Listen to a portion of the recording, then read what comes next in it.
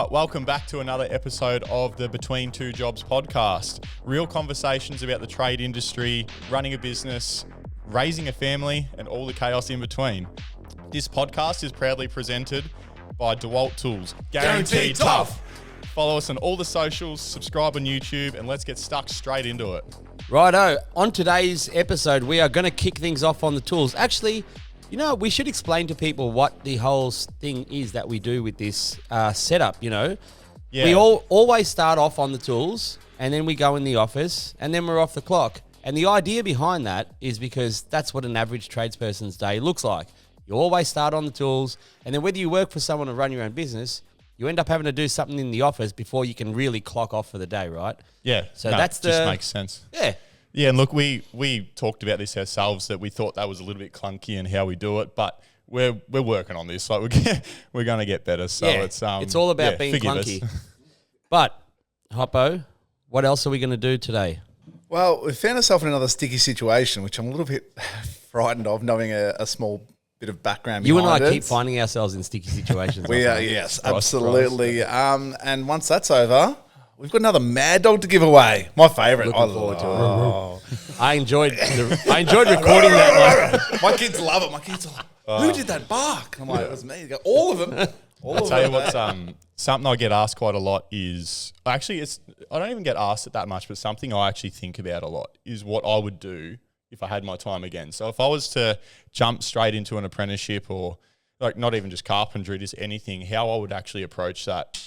Yeah. If I was to do it all again, and I'm sure you guys have. What do you mean? Like, well, so people only see me now as a framer, which is fair enough because that's all I post majority, and that's what my boss has niched his business down into. Yeah, I just feel like framing can be real sort of, you know, anyone can do framing, but it's a great place to learn the fundamentals. Like if you're going to get it wrong while you're framing. Don't go do some finish carpentry. Like I reckon that's a bad place to be introduced to the industry. Is like, so my ideal career progression would be every apprentice starts framing. I feel like you learn the fundamentals. There's always something to do. I think it also teaches you how to work hard. Like it teaches you to instills work fast, that work ethic. And then you carry that through every single other thing that you do. Like even when then you do a fix, you're still trying to kind of run at it a little bit, which I think is good. I feel like there's small room for error as well. There's not as much pressure on those. Like you think if you're doing this finished work with beautiful, expensive materials, a lot of the time there's a lot of not even pressure for them expensive to learn on. Like you're just doing like a pre-hung door or whatever. Like you still, if you get it wrong, it's quite an expensive mistake. Oh, yeah, that's up. And quite time consuming. Versus if you cut a noggin short, you just use it on another. Well, do you guys pre-cut and stuff, and do you let apprentices work it out? Or because remember we talked about a pattern stud and all this stuff. It turns out I was the pattern stud, but that's right. Have you stepped back since then? I actually have. I've taken that on board. So just to inform the listener or the audience, so we had a conversation about this was a few months ago, but about like what a pattern stud is when you're stick framing and that. And I was actually kind of oblivious to what a pattern stud was. I was half familiar with the term, but I hadn't used one. And you explained how, you know, you put all your window heights, your this, your that, you put everything. All your measurement, you put everything on this one thing. So if anyone's got any questions, they can refer back to this stud and they get all their answers. But it turns out I just had it all up in my head. Yeah. And, you know, if someone wanted to know, like, oh, what do we cut these window droppers at? All these. Yeah.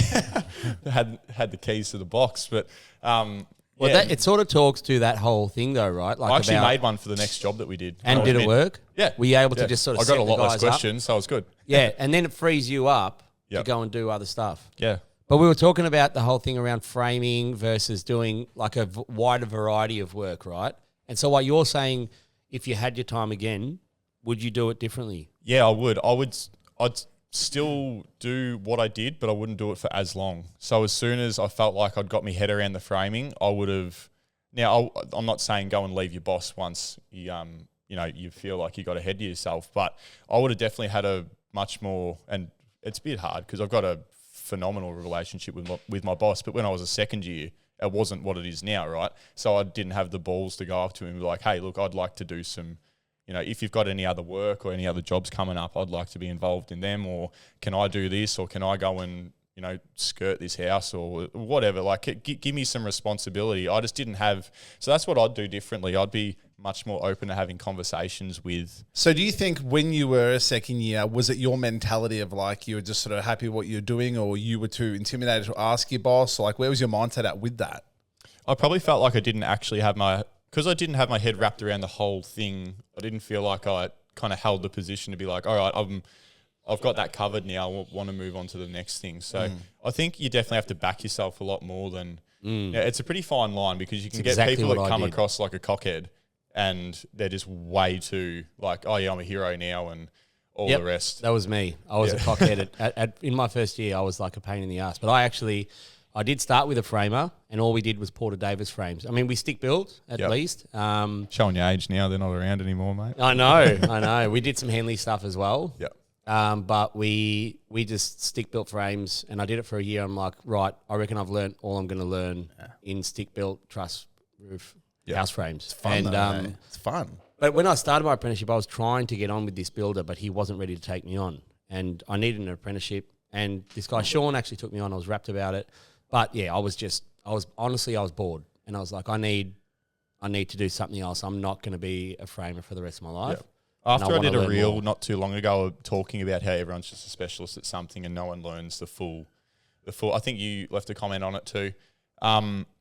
I got a few DMs after that with people saying that, like, hey, I'm in a pretty similar situation. Like, I love what I do. I love the crew I work with, but I'm fully aware that all I'm being exposed to is just framing, or I'm just doing cladding, or I'm just doing one aspect. And what is my advice for that? And to be honest, I don't really have. I'm not going to be a guru and sit here and I've got the solution or anything like that. But what would you guys say to someone like that who's completely aware that they're not being exposed to the full picture? Your apprenticeship's meant for learning and growing. Should someone like that move on, or would you say, I believe you should probably have a conversation with your employer first and say, hey, look, I feel like I'm going a bit stale here, or I'm not really getting the most out of my apprenticeship.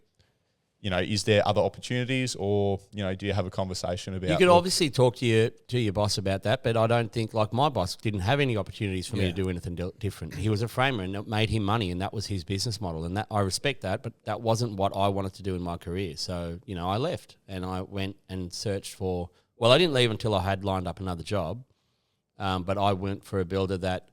I actually worked for 3 different bosses throughout my apprenticeship, which I wouldn't recommend, but I went from framing, I worked for this builder, was start to finish building, like block of dirt through to the keys to your door, and we would pour our own footings, do our own set outs, subfloors, everything, right?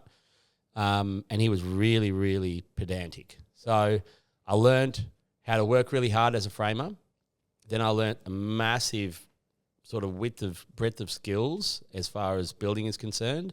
And then I worked for a developer in South Melbourne, and we did like some office buildings. We did some Yarra Trams maintenance work.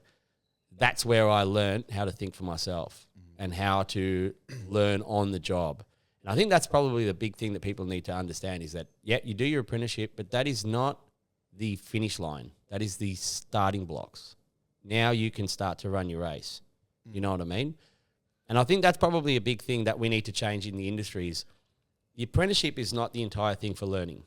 Your whole career is when you learn, throughout your whole career. You'd nearly argue you learn a lot more out of your apprenticeship than you do. You know when you learn the most? Cashies. Yeah, absolutely. When you're forced to figure it out, the ability to figure it out is the biggest tool that you can use to your advantage. Yeah. We've got people in the past where you have to tell them every single thing. You have to walk them through every single step of the process. But the people that figure out and just use their initiative. It's not even all about initiative, but they just, if they've got a problem, they'll have a decent crack at working it out first before they come to you and like, look, I've tried this. It's like, have you got anything else? But the people that come to you straight away, like they encounter a problem and they're like, oh, I'll ask Sam or Joel or whatever. Ask your boss for it. You're like, they just frustrate you because like, have you even tried? Have you even made an attempt to get this right, or you just hard too. It's as the first year. That's what I would expect. So, but you're hiring young guys as well. Like it's hard. Like I was the same. I started with guys doing like really high end building, and like I couldn't focus on that. I wasn't passionate about it. Ended up, you guys know the story. Suspended from my apprenticeship. Went out and did like maintenance on electrical substations. Worked all around Victoria. Still doing a lot of carpentry as such. But then later on, when I got even mature, after I did some framing in that as well, I then appreciated the stuff I started out with. So it's like a backwards thing. Like, I mean, it's totally agreeing with what you say, you know, starting with those fundamentals. But like, it's so hard to expect a lot from these young guys because they can't fucking concentrate. They don't necessarily know what they want to do. And we put this almost pressure on, like, this is what you're going to do for the rest of your life. It's a fucking lot to think about as well. You're not wrong. You do forget that. You forget that you didn't know anything at one point. And that's, just thinking about what I was just saying before, it is a bit hard to, you know, you have all this information loaded in. You're like, why can't you figure that out for yourself? But then you also just listen to you. It's like, well, actually, you forget that you once didn't know anything. I think it's just starting off with those, like, almost life fundamentals of, like, getting to work on time, showing up, shaking someone's hand, look them in the eye. Those things first, you're teaching the respect and the discipline and everything around the other stuff. And then I think, like, those things fall into place. They start understanding, you know, these other bits and pieces that come with the trade. So... because, you throw all that information, how does someone pitch a roof and do this and that when they're fucking 17, they're looking at you backwards like, the fuck is this guy? Well, you know what I mean? got to crawl before you can walk, right? Yeah, totally. As a first year, you can ask the dumb questions. As a second year, you should have a little bit more fundamentals behind yourself. And then as you get throughout your third year, I reckon as a third year, you want to be presenting your boss saying, hey, this is the situation. This is the problem with that situation. And these are my two possible solutions to it. That's a big one. Which one should I do? Yeah. Right? Whereas if you just land a problem in my lap as a third year, I'm going to be like, use your fucking brain. Yeah. Don't come with You've me. been doing this for long enough. Like, I've given you a task. And as a boss, you shouldn't give someone a task that's way out of their depth. Yeah. Just give them something that makes them stretch a little bit because then they're going to grow in their skill set, in their mindset. But if you give them something too hard, they're just going to drown in it, and it could be intimidating. They could make a mistake that costs you money, shatters their confidence. Backwards, But it's the whole thing, like you said. It's like, don't come with me with a problem. Come to me with a solution. Yeah. So I've actually got a saying that I've taught all my guys about this. It's situation, complication, question, answer. So if you come to me and be like, oh, this wall's fucked. Like, what wall? Yeah. Where are you? I've got 15 jobs on the go. So it's like, hey, Joel, I'm on that job in East Malvern. I'm building the wall down the back of the house, and it's not plumb, right? Or I've come and looked at this wall and it's not plumb. So the problem with that is that's going to affect, obviously the building. Or I'm trying to do the trusses and I can't do it. But what I need to do is I need to now spend an extra 2 hours that we didn't think we were going to do, and adjust the wall and da before I can actually do the trusses. Now, that's how you've laid it all out now. Now I know where you are. I know what you're doing. I know what the problem is. And you've already told me a potential solution. I'm like, and I'm not going to turn around and be like, don't worry about it. Just keep going. I'd be like, okay, yep, good idea. Just do it. At least now I know. Yep. Right? But sometimes you can just go situation, complication, question. Here's the situation. This is what's wrong with that situation. What do I do about it? Now, if you frame the question out to me, I can give you an answer. But if you just drop shit on my lap, I'll be like, mate, I've got 15 other problems to deal with. Yeah. You know what I mean? So I think that's probably where you might say find some frustration. If young guys are not putting effort into the question, and we talked about this comes when with people your DM DMs you, and stuff. That's what I was going to say. Oh, how do I get into insurance? It's like, mate, we'll touch on that, guys. Maybe give me some background, give me some motivation. Even for you, give me some motivation to help you. Make me feel like you said, have you thought about it yourself? Yeah. Leading into the office, lads. All right. Well, this In the Office segment is proudly sponsored by Arrowflow. Arrowflow is an AI-first platform for end-to-end job management built for growing trade businesses across Australia and New Zealand. Arrowflow connects every part of trade businesses, office, field, and finance, saving hours every week, reducing chaos and giving crews time to work smarter and live better. That was a long one. But I have been using Arrowflow for quite some time. Yeah, you're quite familiar with it. Yeah.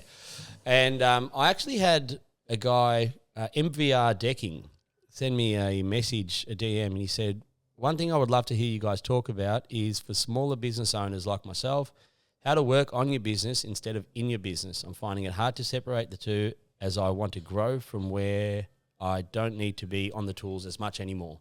How long have you been fully off the tools for? I wouldn't say that I am off the tools. Like, I think that's one of the problems is everyone tries to think that everyone thinks there's a line in the sand and you're suddenly off the tools.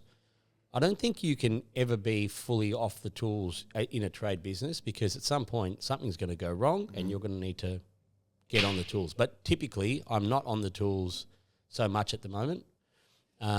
I get to choose when I'm on the tools. I guess the reason I'm able to do that is because I've got good disciplines and systems within my business. You have got good systems, even just with doing this podcast and that. Like it's really predictable. Like nothing's really left to your imagination, and that is good. Yeah, I think it just removes misunderstandings. It creates consistency as well. You know, if you want to grow your business, right, and let's say, Hoppo, you know exactly how to set up your sites, how you do your, concrete bench tops and stuff. But if you don't systemize it and you get someone else, they might do it slightly differently. And if they do it differently, they might deliver a slightly different product. Now, that's not a Hopkins Construction bench top that customer expects. Yeah. They expect a Hopkins Construction bench top, right? So if you don't tell your guys how to do it or how you do it, and then the thing is you can't just tell them. You've got to tell them, you've got to write it down, you've got to have a checklist, right? Because they'll forget. So are systems the key, or are they just a tool that you can use to get yourself off the tools? I'm assuming that's what this guy wants to do is... Having a defined process is the key. If you go and put a system in when you have a bad process, it's like putting steroids into a fat kid. You're not going to suddenly become muscly, right? It just... You like that one? That was a good one. Yeah. Oh, fuck. Not that I'm saying that you should take steroids, especially if you're a kid. Yeah. But only if you're not fat. Yeah. This is the point, right?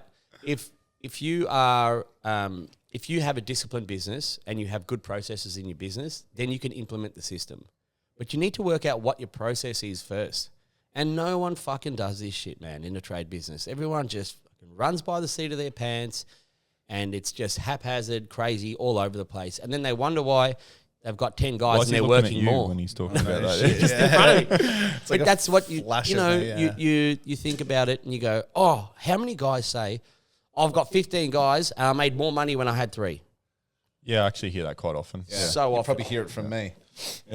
Everyone says it though, man. You're not alone. Like everyone in a trade business, that's why we have this invisible ceiling in trade businesses of 3 or 4 guys because, then I can be on the tools a little bit and still do me paperwork and everything. It's like, yeah, because you've got to do it all.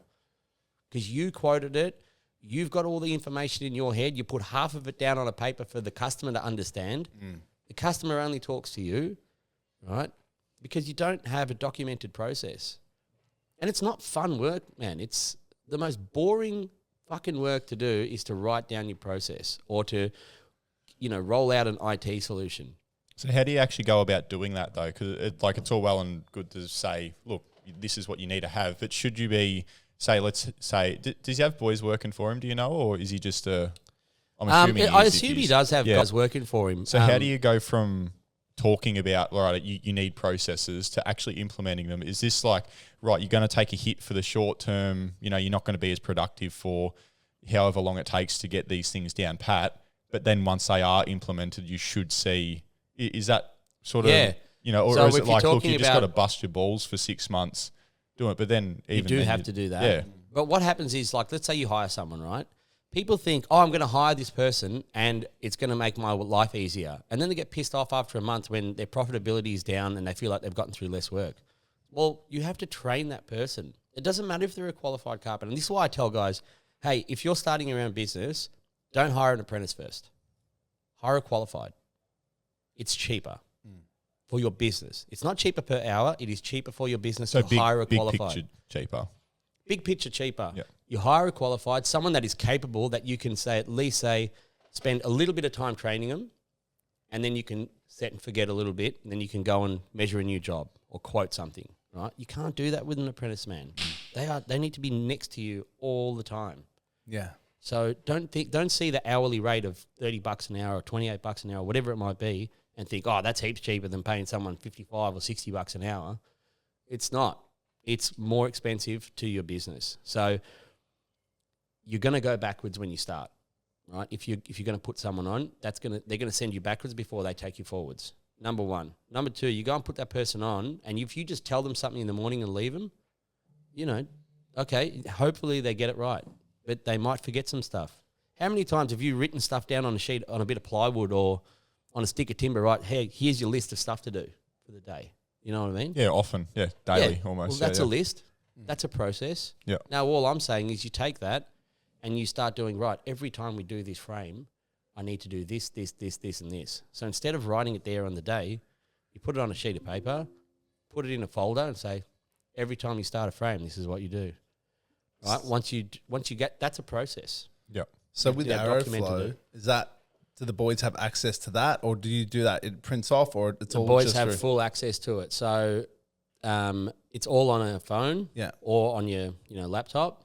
But before I had that, I was using we were communicating on Slack, which is like a comms app, which a lot of guys use WhatsApp. Yeah, yeah. Right? They create WhatsApp groups for jobs and all that stuff. So that's a really common thing. We were using Deputy for time tracking and like guys clocking their hours. Because otherwise I'd have to wait till the end of the week. Right. And then I'd have to try and reconcile hours. I'm like, you were on that job and on Tuesday you said you worked 9 hours, but fucking Ben said he worked 10. Yeah. Like, did you leave him there or what happened? And then you got I don't discrepancy. miss And you're those having all these conversations. unnecessary conversations. Yeah. Right? Whereas with the app now, it's like clock in. And it's like they've got a checklist. They have to clock in. There's a GPS tag on it. Right? There's just eliminating conversations. Yeah, because with your work, it's not only that if they don't clock in, it's like, oh, well, you don't get paid those hours or whatever. It's like, no, you need to be able to bill that client for those hours and then, put it back to your invoices. Yeah. Yeah. Man, So- when I started doing these jobs, like all the small jobs, I would write everything down on a whiteboard, all the jobs, and then Yeah. I'd move them from Monday to Tuesday. I'd erase it and rewrite it. Yeah. It used to take me hours to reschedule. And if someone wanted to move a job, I'm like, fuck. Yeah. I had this walls of whiteboards in my office. I loved it. Yeah. But you, So, different beast. mate, so now Luke does all the scheduling. Yeah. I don't schedule shit, right? Lauren does all the back office admin. I was able to go to Japan, go to Bali. Business ran smoothly. Customers had really no idea that the service didn't drop off, right? I was still available on the phone, but I can just check my job costs, do everything from wherever I am. Yeah. So all I need is internet now, and I can grow the business now. So now, that's what I'm working on now, is actually growing the business. So honestly, processes first. Once you've got a good process, you put in a system and you can make the process more efficient. That is, if you want to grow your business, if you want to start working on your business, start writing some shit down. Thanks to Aeroflow for that. Thanks to Aeroflow. Yeah. Aeroflow have been Cheers. good. I actually did a webinar with them as well, which was really good. Cool. Yeah, I think I remember seeing Yeah, doing something like they're good. They've been good to me actually. I enjoy working with them. I like and I really like the system. I've tried a few different systems out there, and there's so many, man. There are so many to choose from. Like, it's probably the hardest thing for guys is everyone looks at it and goes, "Oh, I need an app." Mate, work out your process first. I did a flow chart on Excel before I actually chose what software system to use. I believe that. Yeah. It wasn't pretty, but it was correct. Joel, you're a bit sticky today. Sticky situation. Let's go. Grab I your, feel like grab your popcorn, He's guys. sizzling. Grab Yeah, your look popcorn. at him. I was a bit pissed off. I'm being a bit pissed off. Oh no. This episode's Sticky Situation is proudly brought to you by VaporSeal, specialists in high-performance sealing solutions. What's really starting to piss me off, Oh, boy. right, is the DMs, all right? In particular. I'm not a fucking business coach, all right? I never pretended to be a business coach. In fact, I make a point to say to people, I am not a fucking business coach. I don't use business coaches. I'm not one. This is your So final don't fucking reminder, treat me guys. like one. I'm still playing the game, dude. I'm not on the sidelines trying to help everyone else out. I'm still on the field. Do you know what I mean? It's like people message me and be like, hey, man, how do I get into insurance? Or everyone somehow thinks that insurance work is the reason why my business is successful. It's like, mate, it's not that. It's not insurance work. You know why my business is successful? Because I work my fucking ass off. I've worked hard for 18 years. My wife works her ass off. My team, I've got a long-standing team with me that are really, really skilled, man. I've got carpenters that can weld portal frames. We can do burnished slabs. We can do all kinds of carpentry. We restored staircases. We build our own doors. That's why my business works. So you've it's essentially not a good model. Like, it's so hard to replicate. You got people messaging you essentially wanting to in a way become your competitors. I just feel like they want it, like, and they're just expecting me. One guy actually said, "Hey, what builders do you work for?" Why the fuck would I tell you? Like, if I'm still playing footy and you're on a different team, am I going to pass you the fucking ball? Probably not. Why don't I Joel, just no. kick a goal for you? Hey, how about this? Why don't I do your work and you can just invoice it? Yeah, great. I'll So just how give do you the people- whole how- fucking farm while I'm at it. Like, So how do I'm people not- contact you to get these details? I've had, and the thing is what I spoke to my mate Greg about this, and he's like, look, you're probably getting a little bit pissed off. And it's like, out of 80,000 people, you get 3 people that reach out to you and ask you this stuff. It's probably not an accurate representation of, of your followers or whatever. I'm like, yeah, but they're annoying. Yeah. Like, Wouldn't be like Joel to get wound up on the 1%. I'm definitely the guy that gets look. wound up over 1%. Sammy's good at talking people down about those. I've had things in the past where I've flown off me fucking Oh, leg he's and- gone off the handle. I'm like, dude, it's not that deep. Yeah. Just relax. And you're like, yeah, but I'm like, shut up, man. Well, it's just, I don't know if do you think it's the attitude of like younger guys now and they just want things handed to them? I don't think it's just younger guys messaging you though, is there? I feel like it's never been someone that's been in business for a while or further along in their career that would come out and ask me that. This is a little bit. no, How am I naive, actually? but- This is a sticky situation because like, how am I expected to respond to this? Yeah. Because I'm like, hang on, Do you get messages that they don't even like say hi or hello Yeah. or anything? Like they're just straight in, like never messaged you before, That don't know does the me. guy, and it's just like bang question, and it's like it's kind of semi-personal. I'll get one sometimes. It'll be like, "What does your boss pay you an hour?" Like just straight off the bat. I'm like, I don't even think you deserve a reply. Like you haven't even said hi or Sometimes they don't nothing. even Like, follow you. I don't want you to pump up me tires, but like at least acknowledge I'm a human being you're talking to. Like don't just ask me a pretty personal question like what do Mate, you get paid or it's something like that. Has Or, the fucking balls on you? Yeah. And it's not, Yeah. I think there's like a level people may think, oh, he's gatekeeping, but it's like, it's a difference between someone messaging me, unless they live around the corner and work in the same area, of like, how do you do your bench tops? How do you do this cabinetry? Okay, if you're in Sydney, I'm happy to talk about these things, but it's like, no, how can I replicate your business model? Because from Instagram, he can go to Japan, he can do this, he can have a new car, and if I do that, I can get those things. And Like, this is the thing, no. right? It's like, mate, I'm happy to give you general advice. I'm happy to help the industry. I'm happy to help other Yeah. carpenters that want to learn. I'm not telling you the fucking intricacies of my business. Yeah. I'm not an idiot. well, it's taking Like- you how many years to work that out? Like you're not just gonna here you go. That's right. Like, And yeah. people seem to think that doing insurance work is like some silver bullet. It's the worst work. Yeah. And it's Well, on if nothing demand. goes wrong, you're out of work. Mate, Like- exactly right. But it's also like, it's not like we do like really nice stuff all the time. We do heaps of shit. We get heaps of jobs that we don't make money on.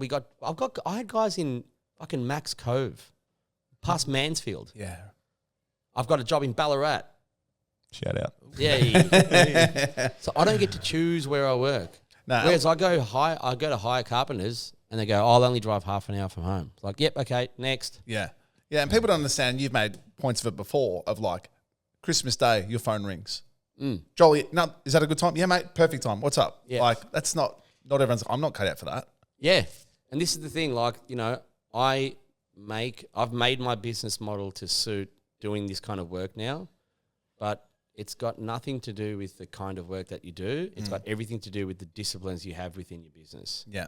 And I think that's where people are getting it wrong. Look, there are some guys that ask respectful questions or guys that are in the industry already and just are talking to me as colleagues, man, by all means. And I'll talk to them, who do you work for? I work for this guy, this guy, this guy. I'm like, oh, yeah, I work for them. I also work for them. I'll give you an intro, right? But if you're coming to me as a colleague and someone that's going to maybe give me some benefit or like it feels, sort of two-way. Mutual, yeah. Yeah, mutual. No worries. But if you just want me to give you my business model, I'm not doing it. Yeah. Like, Yeah. it's just wild. I don't know. Yeah. It does piss me off. Like I had, Tom and Charlie? Yeah.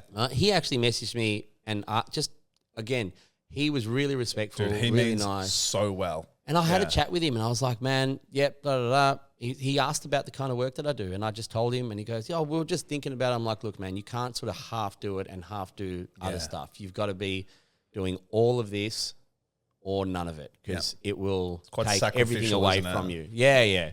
And we had a really good, honest chat about it, and I'm more than happy to do that. But I don't know. It just drove me bonkers when I saw that message. Like, who are your clients? Yeah. Oh, Yeah. how, like, what? You want to try and Am I somewhat put wrong? it down to people being it's like, naive. what, do you want Lauren to do your invoicing too? Like, what are you, like, where are you? Yeah. Anyone that's been in business, right, has fought fucking hard for whatever position they're in, Yeah. right? Relationships especially. Oh, man, you can't give them away. You just can't. No. You know, especially now. Like, it's tough, mate, out there. Yeah. It's not that I think you're a fuck or anything like that, but I've got to respect and, you know, I've worked hard for this position. So But it's you're like, being a fuck. Yeah. By asking. All right, John. Anyway, if you are looking to seal your buildings better, head on over to vaporseal.com.au. You fuck. You fuck. We are so unprofessional. I Do don't not know ask how we Joel do. for advice. You can ask me for advice. Don't. Doesn't take much to get him going. No, I'm a little short-tempered. I'm getting. I think can you held it believe reasonably well together. It's only because I'm on camera. If I wasn't, I'd have been fucking flipping shit all over the place. What's next, Sammy? I want Hoppo to read this. Yeah. Go on. I was more so expecting you to just call me out on it. Oh, what? How you bang on about rocking up, everyone being on time, but you fucking rock up on site at 9 o'clock. CEO, like, you got to be there. You're on time. And then what do we decided his motto is? Rock up late, fuck off early. Yeah. Do as I say, not as I do. Yeah. That's all the old blokes used to say at work, rocking up whenever. So, yes, it is a little bit of a contradicting point I make throughout business, but I've also newly built my business around my lifestyle and my kids and everything like that, which a lot of people, I get a lot of questions about, how do you do it? And I'm like, well, it's not fucking easy. And it goes against the grain of everything you've been taught all these years of, like, you've got to be there first, you know, first on site, last to leave, you know, and people having respect for you. Well, you did that for a lot of years too, when you had your business with all your boys and that, like, and you were, I think you talked about this, that was your mentality, was that's what you got to do, or else you're failing. Exactly right. It was absurd. It was so it's a real contrast now how you operate. So what's a day in the life, which is quite funny because you're doing that, filming one of those today. Well, what's an average?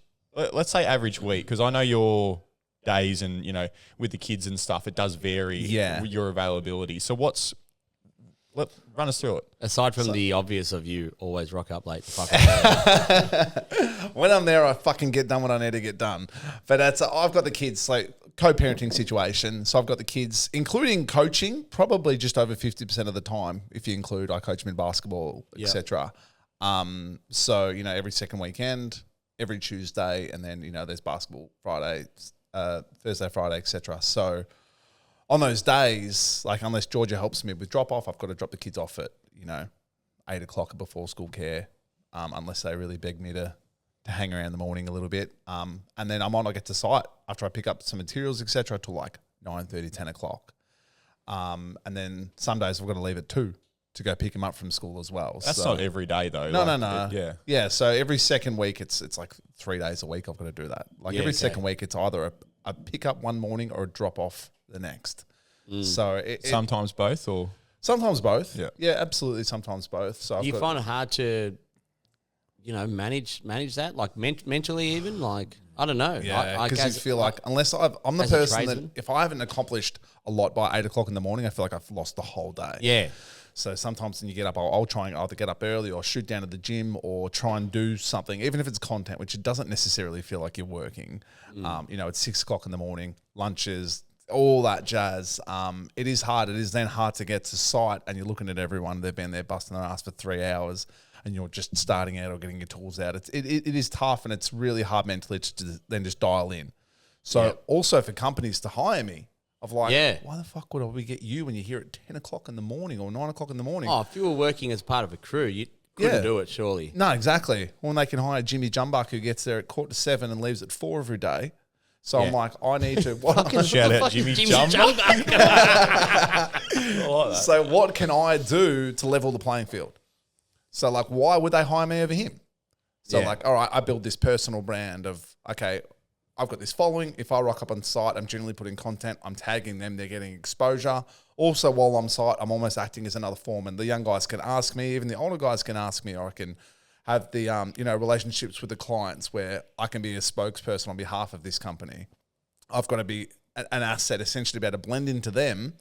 That like I can be the difference of them hiring Mr. Jumbuck. You know what I mean? So then you're having that wealth of knowledge and being able to just bust in and get the job done. You're not stopping for smoker. You're working through, like, be the difference. Yeah. On the days where you do pick up and drop off, does it feel like it's not even worth? Dude, like by the time because you're a dump your whole ute out, like the job kind of guy too. Yep. So I can imagine that set up and pack down is quite. It's very frustrating. I imagine those are the days you skip and smoke, or you're just into it. Yeah, you just have to be. You definitely seem like you're motoring. Like whenever you're on site, and you seem like you are going 100 miles an hour. So I'll give you that. I think that's really good. But I do struggle to grasp the concept. I think you just copped the compliment then. Yeah. Yeah. I didn't mean it. We're recording, It's something that I've always struggled with, and I just can't sort of really get my head around how you do it. Yeah. Well, the time I get with the kids, and they're really not that they're not on my Instagram or anything, but they're really involved in it. When I hop in the car, Paddy, the first thing goes, "Dad, can I watch your videos?" Or, "Hey, was that you barking in that video?" Is this like, "Show us what's up? Let's put some songs on." Like, I've got the most amazing relationship with my kids, and you can just tell by when you get to school, that hug they give you, that extra little squeak. You know what I mean? And it's just like that outweighs anything. Yeah. So me then building the brand, having these brand deals essentially is, so I can live. Part of your business now. Part of my business. So I can, I can get up in the morning and film a video, and it's essentially almost, paid for part of my day or for all of my day. So I can have those days where I've drop off and pick up, the pressure's off. I think that's what I like about what you do. Like my business, only until like a couple of months ago, consumed my entire fucking life. Yeah. Including my wife's, right? Whereas you've built this business is centered very much around you, but it's also centered around everything, all your priorities. Yeah. So like I feel like you don't have that battle of going, "Oh, I need to be a dad," or "I need to go to work." You're like, "No, I clearly need to do both." Yeah. And that's fine. Whereas I'd be like, "I just need to go to work." Well, your line of work's a little bit different too. Like if something needs to happen, it needs to happen now. It can't wait till tomorrow. That's right. It's just like, nope, I want you right fucking now. Yeah. You need to be 2 hours away an hour ago. Yeah. Yeah. Also, my clients... cool. No worries. Work it out. my clients also see it as well. They say, because I'm quite open about it on Instagram and things like this. So when they're hiring me, like private work, they know this situation. They respect it. Like the other week, Paddy was sick at school, so he comes to the quote with me. He's looking after the lady's dog while I'm measuring up the decking and stuff like that. So it's... Brownie points. But also, like, I don't have a fucking choice. Like, I'm not taking my kids to before school care at 6 a.m. and pick them up at 6 p.m. I refuse to do that. So it's make it work. I reckon there are two sides to the... Like, there's people in one camp and people in the other, like, now. And it's changed a lot now as... society has evolved. Like a lot of dads are doing a lot more stuff with kids. Yeah. I'm getting more involved with my kids just from a sports perspective, but like that's it, man. Also comes an age when your kids, when they're really young, it's a little bit hard. Yeah. I fall apart when I have to do like school lunches or something, and like my daughter helps me. She's like, "Dad, that's not what you do." Yeah. Get out of here. Yeah. Albie's teacher calls it, "Oh, Dad's, you got tradie lunch today, mate, don't you?" Yeah. Meat pie and a big M. Yeah. Winnie Reds, Winnie Blues, sorry. But yeah, no, it's... sorry, son, that was Dad's lunch. When you don't have a choice, you just make it work, and it's... I like it, man. It's one thing that I really admire about what you do and how you do it. Your ability to, put daddying before chippying. Yeah. You know what I mean? You manage to really do it well, whereas I've always got this internal battle in my head whenever I went to the go-kart track all day on Tuesday. I'm able to get some balance now, but that's because I'm like, I think you'll counter that. Yeah, but look, your life looks great now, and you've spoken about this, but you've had all those, like literally decades of grinding it out to get to a point where your life is able to be like that. But people do just, for some people, they might see that video of you and that's literally their first impression of you is like, oh, he's at the go-kart track on a Tuesday. Yeah. What if his employees think about that while they're busting their ass? When I was 21 and everyone else was traveling overseas, I started my first business. Yeah. And I worked 100 hours a week for 4 months straight. Put myself in hospital off the back of that. How many other people can say that they've done that though? Well, it used to be something I don't know wear as a anyone. badge of honour. There would be but plenty of people that would be able to say that, but as a percentage, it's bugger all. I wouldn't advise it. Like, I don't think it's good. I reckon if you can start a business with some balance, do it. Like, I would much more prefer people to do that than to do what I did.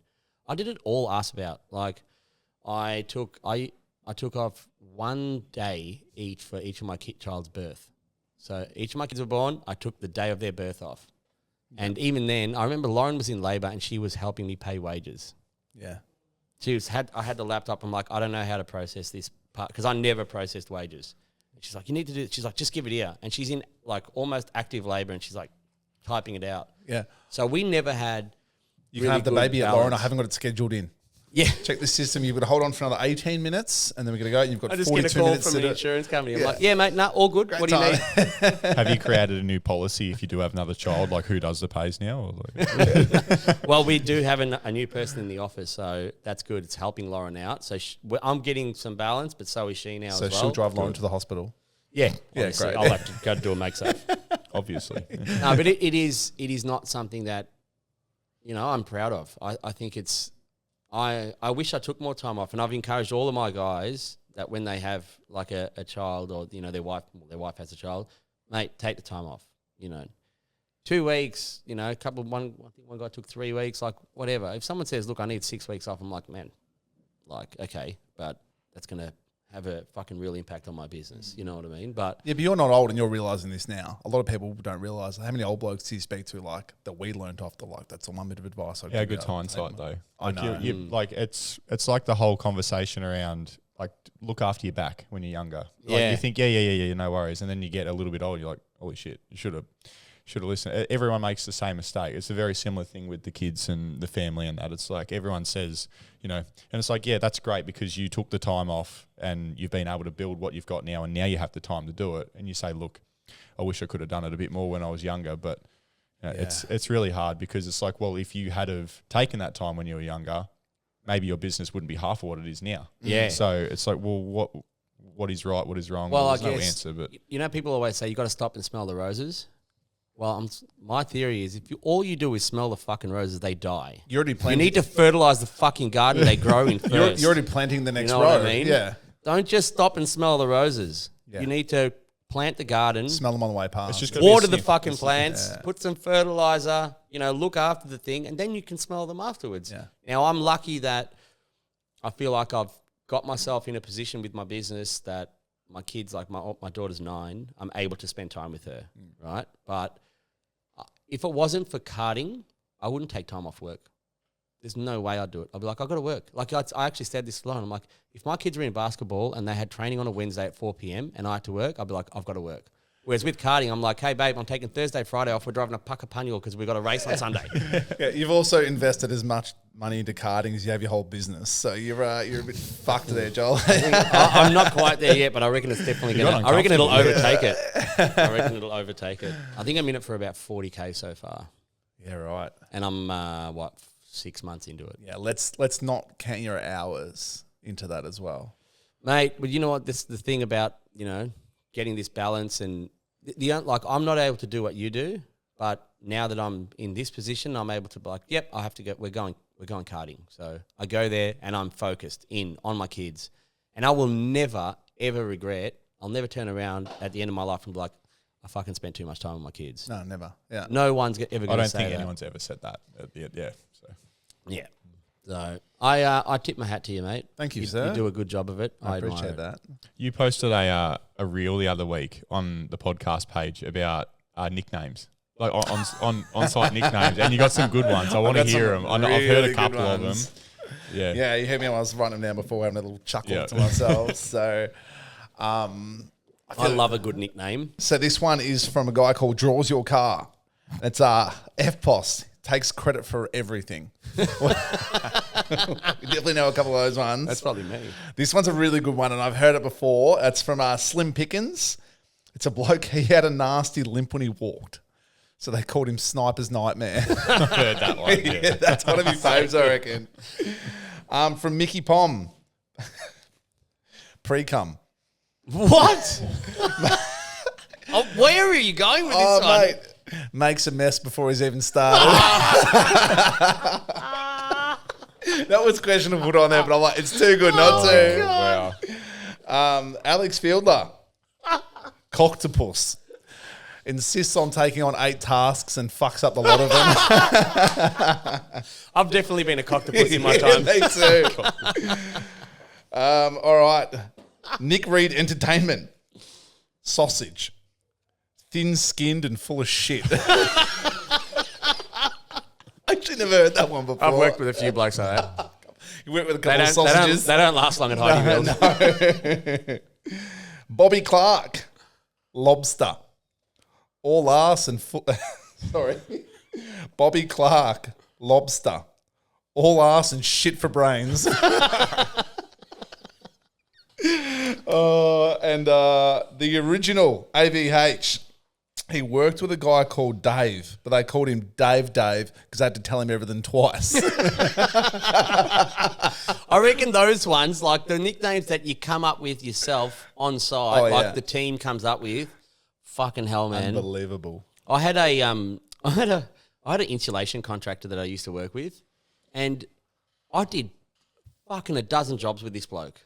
And out of nowhere, in front of the boys, he calls me Noel. I'm like, you fucking have so many emails from me. We have spoken so much on the phone. Don't tell me I'm saved in your fucking phone as Noel. So now Sean calls me Nolo. Because we had an O to everything as well. Because he used to call me Jolo. And then started calling me Nolo. Call you Jolbo. Nolbo, I'm going to call you. Nolbo. Nolbo. This other one here by Flamo Danger, drill bit, because he's fucking boring. I like the one word ones. They're good. Like What's your favourite out of that one? out of all of them? Probably Dave. Dave's Dave. good, isn't it? It's harder to go past pre-cum, but Dave's good. Yeah. I think Coctopus because I Oh, really, that's a good one. I really understand it. Yeah, 100%. You felt that one. Yeah. Let's Mad Dog. Call out a Mad Dog. Yeah, let's go. What have we got to Feel give good away? segment. It is. We've got It's a 5-piece mixed volt DeWalt toolkit. yes. So it's 18 volt and 54 volt tools. Yeah, the drill and impact at 18, and then grinder. You got the 54 volt circuit and the I recipro. love in that there. 54 volt circuit. Jeez, that sounds like a good little kit for someone who wants to jump on board. As Sammy was saying before, I reckon that's the best kit, and even the guys at DeWalt reckon that's the best kit. It's got their best products of their top of the line range, all in the one, and it's I rate it highly. Well, the impact driver that's in that and the circ saw that's in that are the two tools that I got given first, and that's what actually got me on board. They won me over with those. Yeah. I gave those to you guys, right? That's their little at the pub, yeah, it's that little conversion kit, isn't it? Yes. Yeah. DeWalt's conversion kit. mate, because they're just so like that impact is so powerful, and the saw is really good, man. Like it makes you not want a corded saw anymore. Yeah. I've had bugger all experience with a corded saw. I think you're really showing your age. This one.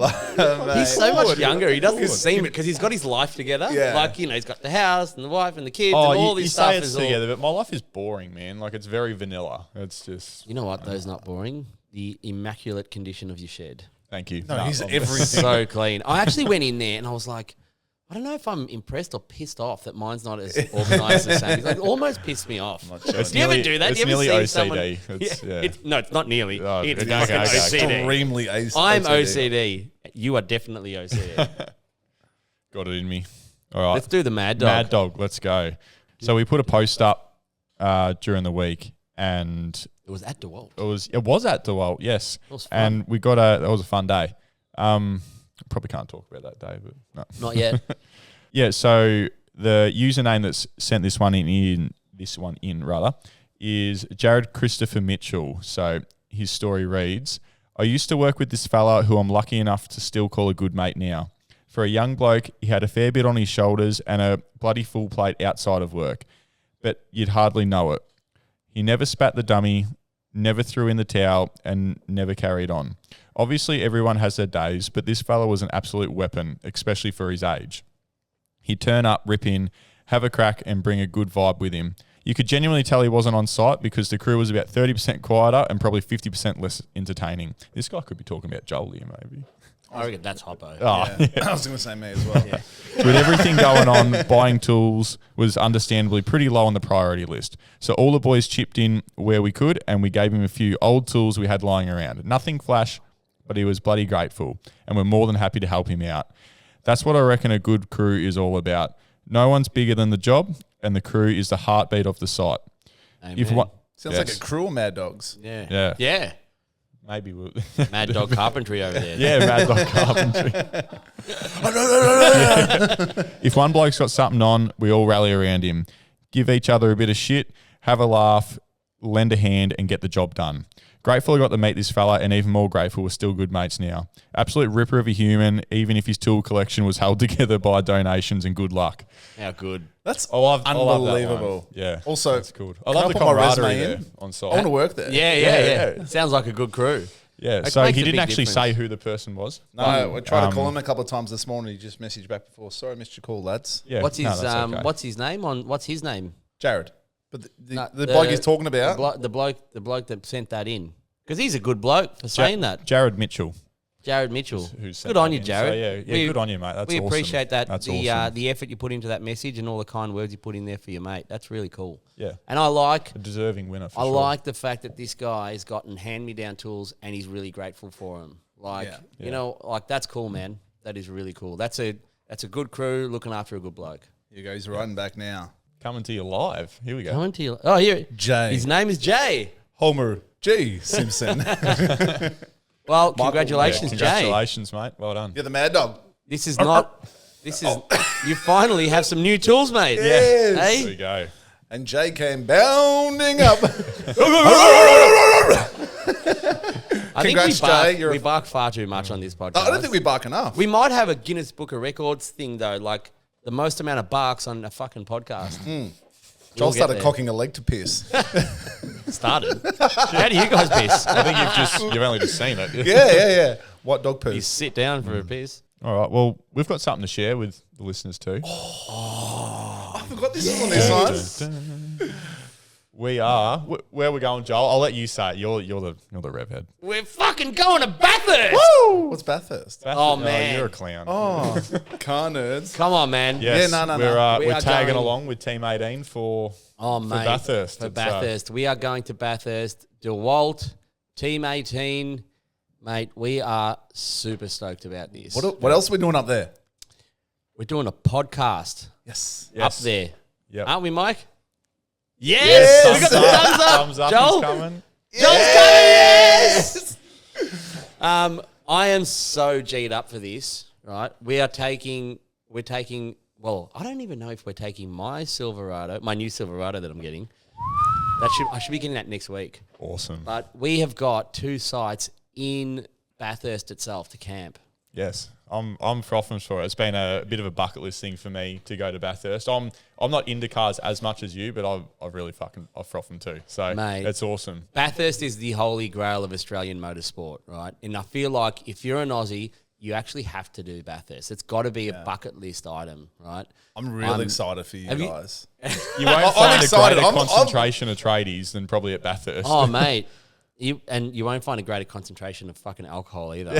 Are we gonna talk about? Are we gonna be doing some giveaways and stuff up there, or are we gonna save that for another episode? We're gonna delve in a bit more. There is going to be a lot that we're going to be doing up there, but right now a lot I happening, think all details we've to got- come, but Yeah, cool. no, we've got a lot of stuff happening. We want to give back to you guys as much as we can for a thank you for supporting us and that, and DeWalt Yeah. are happy to get them into your hands. So It's going to be that's our mid-season special. It's our 6th episode, mid-season special. So maybe episode 4 we'll discuss a few more details. Yeah, maybe. Yeah. I reckon that sounds like a good idea. You'll have to watch episode 4 if you want to find out more about the Bathurst trip, but we are fucking G'd up for this. you in particular, Me for in sure. particular. Yeah, Oh, mate. yeah. I want to get Anton on the podcast. That would be For cool. sure.